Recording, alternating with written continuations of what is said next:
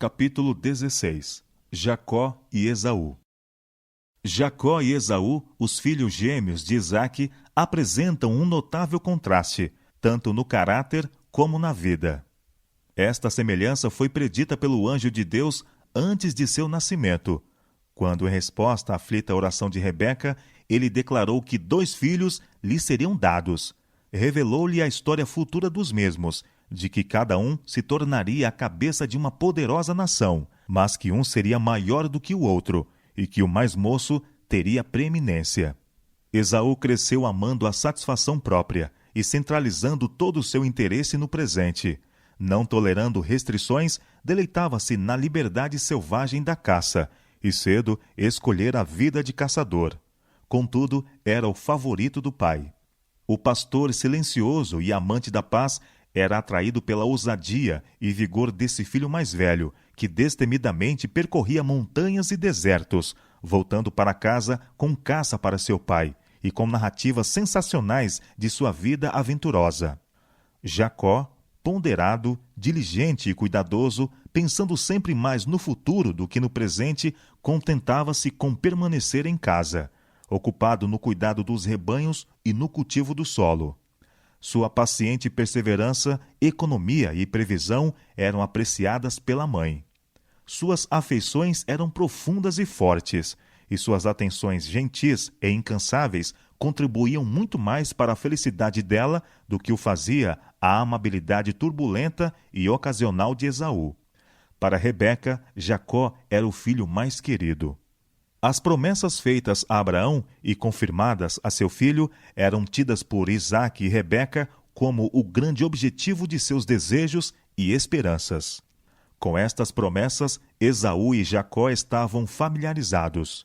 Foram ensinados a considerar a primogenitura como coisa de grande importância, pois que incluía não somente a herança das riquezas terrestres, mas a preeminência espiritual. Aquele que a recebia devia ser o sacerdote de sua família, e na linhagem de sua posteridade viria o Redentor do mundo. De outro lado, havia obrigações que repousavam sobre o possuidor da primogenitura. Aquele que herdasse suas bênçãos devia dedicar a vida ao serviço de Deus. Como Abraão devia ser obediente aos mandos divinos, em seu casamento, nas relações familiares, na vida pública, devia consultar a vontade de Deus. Isaque fez saber a seus filhos esses privilégios e condições, e claramente declarou que Esaú, como o mais velho, era o que tinha direito à primogenitura. Esaú, porém, não tinha amor à devoção, nem inclinação para uma vida religiosa. Os requisitos que acompanhavam a primogenitura espiritual eram para ele uma restrição importuna e mesmo odiosa.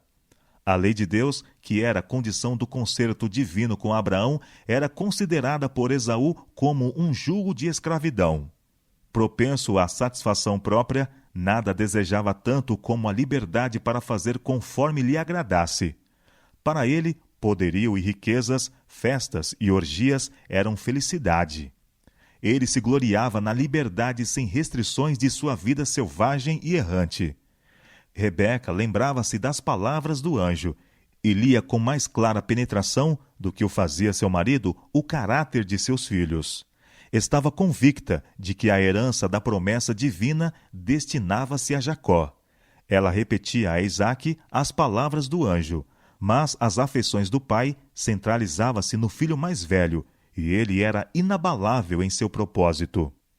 Jacó soubera por sua mãe da indicação divina de que a primogenitura lhe recairia, e encheu-se de um indescritível desejo de obter os privilégios que a mesma conferia. Não era a posse da riqueza de seu pai o que ele desejava ansiosamente. A primogenitura espiritual era o objeto de seu anelo. Ter comunhão com Deus, como fizera o justo Abraão, oferecer o sacrifício expiatório por sua família, ser o progenitor do povo escolhido e do Messias prometido e herdar a posse imortal que estava compreendida nas bênçãos do concerto, eis aí os privilégios e honras que acendiam seus mais ardentes desejos. Seu espírito estava sempre a penetrar o futuro e procurava aprender suas bênçãos invisíveis.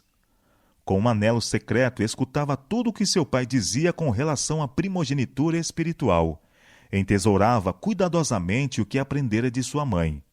Dia e noite o assunto lhe ocupava os pensamentos, até que se tornou o interesse absorvente de sua vida. Mas, conquanto Jacó assim estimasse as bênçãos eternas mais do que as temporais, não tinha um conhecimento experimental do Deus a quem ele venerava. Seu coração não se havia renovado pela graça divina. Acreditava que a promessa relativa a si não se poderia cumprir enquanto Esaú retivesse os direitos de primogênito, e procurava constantemente descobrir um meio pelo qual pudesse conseguir a bênção que em tão pouca conta era tida por seu irmão, mas que era para ele tão preciosa. Quando Esaú, um dia, voltando da caça, desfalecido e cansado, pediu o alimento que Jacó estava preparando, este, para quem um pensamento era sempre preeminente, aproveitou-se da situação e ofereceu-se para matar a fome de seu irmão pelo preço da primogenitura. «Eis que estou a ponto de morrer», exclamou o caçador descuidado e condescendente consigo mesmo. «E para que me servirá logo a primogenitura?» E por um prato de guisado vermelho desfez-se de sua primogenitura e confirmou a transação por meio de um juramento. Um pouco de tempo, quando muito, ter-lhe-ia assegurado o alimento nas tendas de seu pai, mas para satisfazer o desejo do momento, indiferentemente fez permuta da gloriosa herança que o próprio Deus prometera a seus pais. Todo o seu interesse estava no presente, estava pronto para sacrificar as coisas celestes pelas terrestres, para trocar um bem futuro por uma satisfação momentânea. Assim, desprezou Esaú a sua primogenitura. Dispondo dela, experimentou uma sensação de alívio. Agora seu caminho estava desimpedido, podia fazer como quisesse. Por este prazer desenfreado, erroneamente chamado liberdade, quantos ainda estão a vender o seu direito de primogenitura a uma herança pura e incontaminada, eterna, nos céus? Sempre sujeito às meras aparências e atrações terrenas, Esaú tomou 2 mulheres das filhas de Hete. Eram adoradoras de deuses falsos, e sua idolatria acarretava uma dor amargurada para Isaque e Rebeca.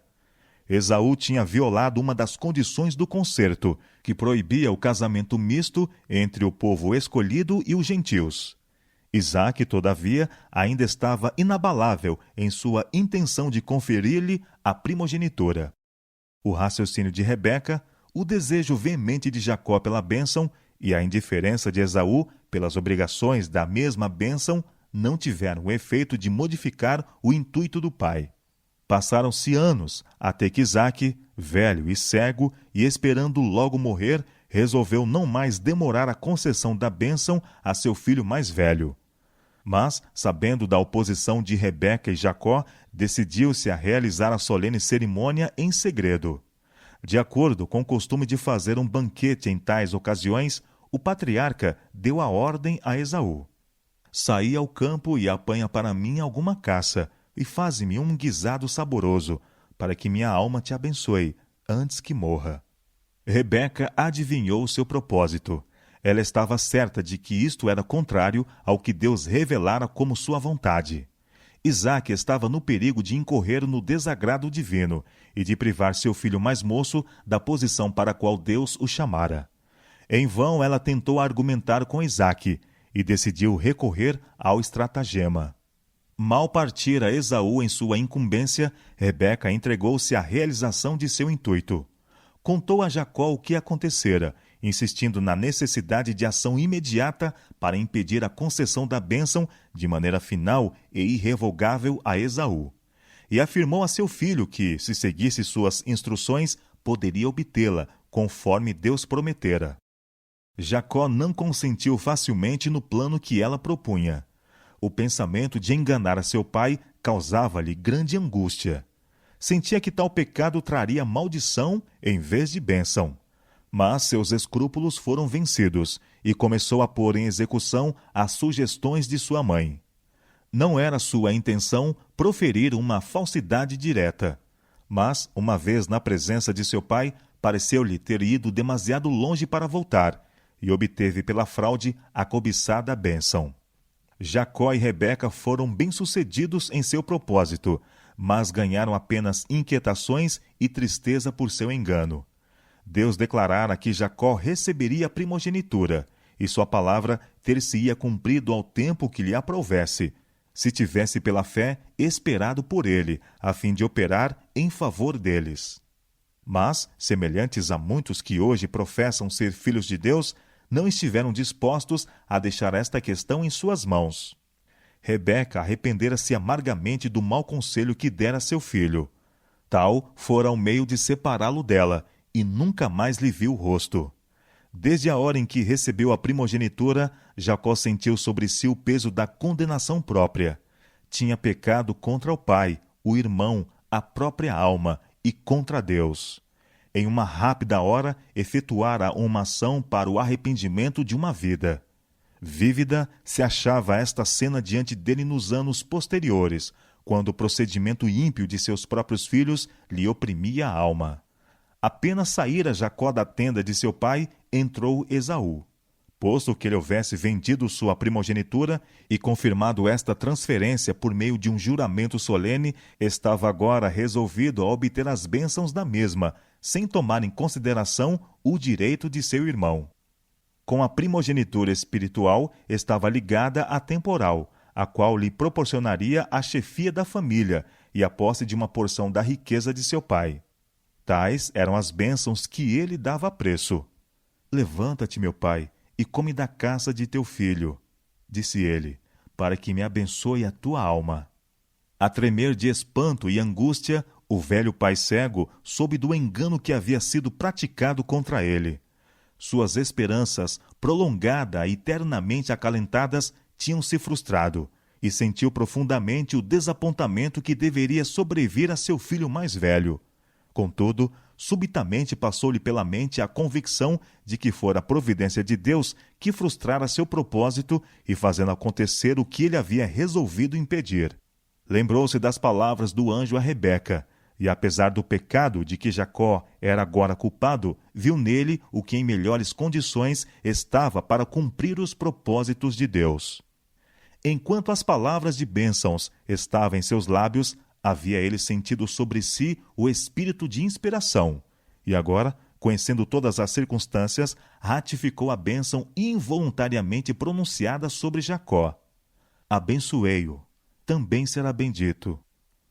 Esaú havia tido em pouca conta a bênção, enquanto esta parecia ao seu alcance, mas desejava possuí-la, agora que a mesma se havia dele retirado para sempre.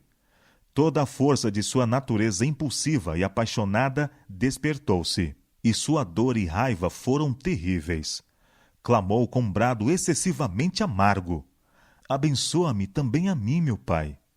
Não reservaste, pois, para mim bênção alguma? Mas a promessa dada não devia ser revogada. A primogenitura, que ele tão descuidadamente dera em troca, não a poderia readquirir agora.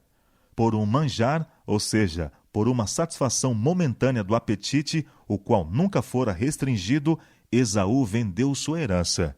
Mas, quando viu sua loucura, era demasiado tarde para recuperar a bênção.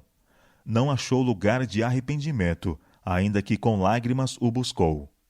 A Esaú não foi excluído o privilégio de buscar o favor de Deus pelo arrependimento, mas não podia encontrar meios para recuperar a primogenitura. Sua mágoa não se originava da convicção do pecado, não desejava reconciliar-se com Deus. Entristecia-se por causa dos resultados de seu pecado, mas não pelo próprio pecado. Devido à sua indiferença para com as bênçãos e preceitos divinos, Esaú é nas Escrituras chamado profano. Representa aqueles que têm em pouco valor a redenção a eles comprada por Cristo e estão prontos para sacrificar sua herança no céu por amor às coisas perecíveis da terra. Multidões vivem para o presente, sem qualquer pensamento ou cuidado pelo futuro. Como Esaú, clamam: comamos e bebamos, que amanhã morreremos. São governados pela inclinação e, de preferência a praticar a abnegação, renunciam às mais valiosas considerações. No caso em que uma destas coisas deve ser abandonada, ou a satisfação de um apetite depravado, ou as bênçãos celestiais prometidas somente ao abnegado e temente a Deus, prevalecem as exigências do apetite, e Deus e o céu são virtualmente desprezados. Quantos, mesmo dos professos cristãos, aderem a certas satisfações que são prejudiciais à saúde e que embotam as sensibilidades da alma? Quando se apresenta o dever de se purificarem de toda a imundície da carne e do espírito, aperfeiçoando a santidade no temor de Deus, escandalizam-se. Veem que não podem reter estas nocivas satisfações e, ao mesmo tempo, alcançar o céu, e concluem que, visto ser o caminho da vida eterna tão estreito, não mais andarão nele. Multidões estão a vender seu direito de primogenitura pela satisfação sensual. A saúde é sacrificada, as faculdades mentais enfraquecidas e perdido o céu. E tudo por um simples prazer temporário, com descendência que debilita e avilta ao mesmo tempo. Assim como Esaú despertou-se para ver a loucura de sua permuta precipitada, quando era demasiado tarde para recuperar sua perda, assim será no dia de Deus, para aqueles que houverem trocado sua herança no céu pela satisfação egoística.